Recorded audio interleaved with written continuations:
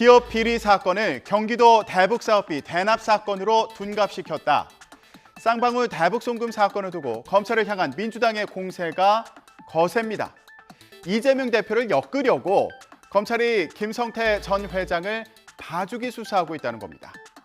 800만 달러를 빼돌려서 북한에 줬다면서도 국가보안법 위반 혐의를 적용하지 않고 주가 조작 의혹이 있는데 시세 조종 혐의는 빠졌다는 겁니다.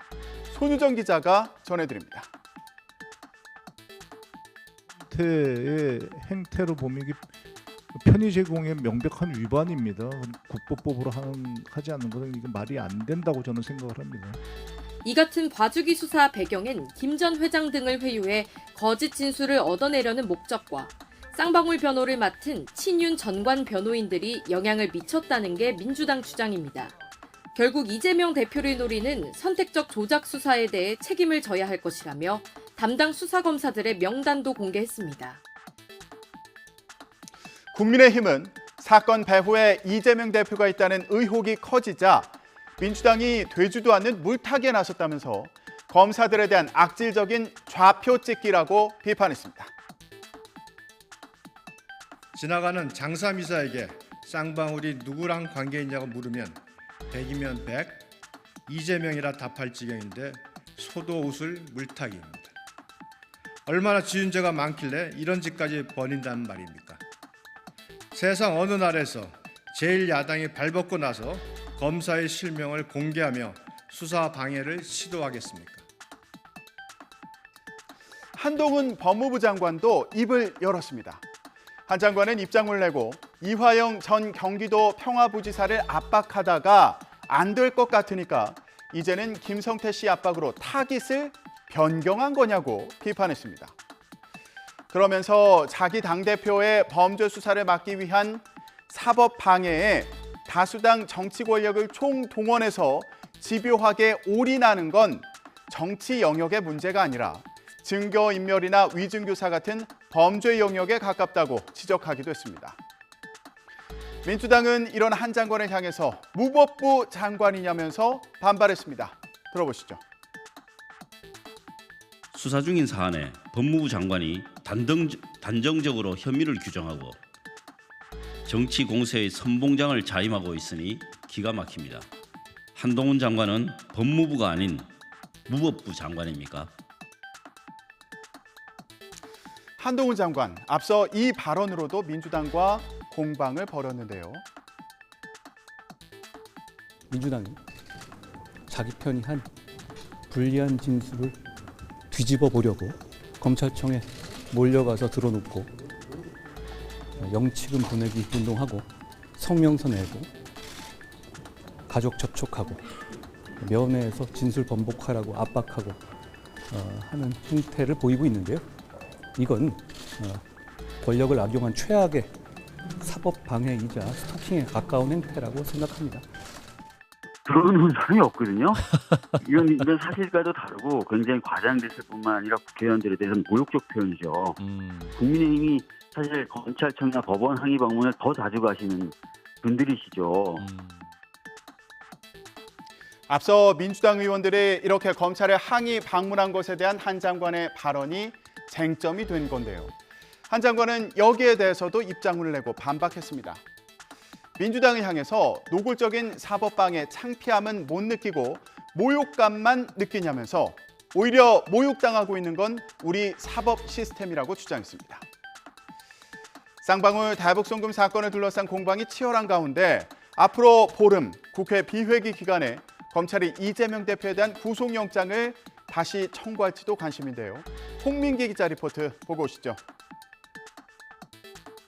수원지검의 대북송금 의혹 수사가 급물살을 타고 이 대표를 향해 빠르게 흘러가는 가운데 백현동 개발특혜 의혹을 수사하는 서울중앙지검은 이미 이 대표에 대한 소환 조사를 예고한 상황입니다.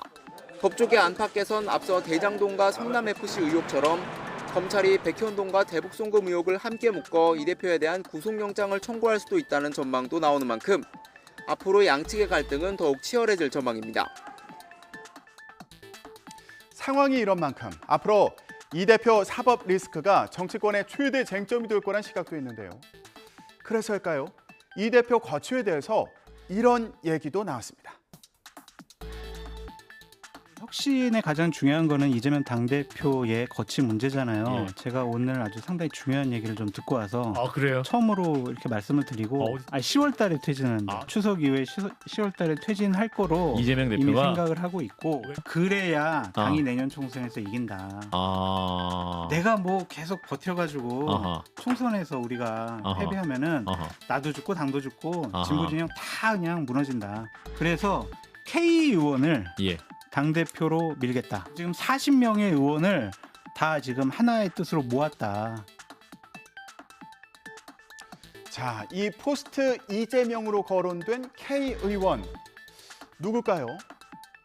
네, K 의원으로는 친 이재명계 김두관 의원이 지목됐습니다. 김 의원은 지난 대선 후보 경선 당시에 이재명 지지를 선언하면서 중도 사퇴했는데요. 민주당은 근거 없는 소설이다 이러면서 선을 그었습니다. 자분이었던가요? 네, 무슨 장모 소장님이 그 얘기 말하는 거죠? 네, 네. 그거에 대해서 뭐랄까 정색해서 논평을 하거나 그럴 건 굳이 없는데 한마디로 말씀을 드리면 턱도 없는 찌라시 수준의 그냥 소설이다 이렇게 말씀을 드리고 싶어요. 각자가 상상력과 소설은 자유지만 이렇게 이제 남의 당을 상대로 소재로 해서 그런 식의 소설을 써대는 것은 매우 부적절한 거다. 그럼에도 불구하고 사퇴론에 대한 관심이 쉽게 식을 것 같진 않습니다. 쌍방울 대북송금 사건으로 이 대표 사법 리스크가 다시 부상하는 건 물론이고요. 일본 후쿠시마 원전 오염수 논란, 또 서울 양평 고속도로 특혜 의혹 등 여당의 불리한 이슈가 쏟아졌지만 민주당이 반사 효과를 얻지 못하는 데다 혁신위도 지지부진하기 때문이죠. 일부에서는 비대위 체제도 거론되는 만큼 이 대표 거취를 둘러싼 논쟁은 한동안 계속될 것으로 보입니다. 자, 여기 여당 총선을 걱정하는 인물도 있습니다. 누군지 궁금하시죠? 네, 바로 홍준표 대구시장인데요.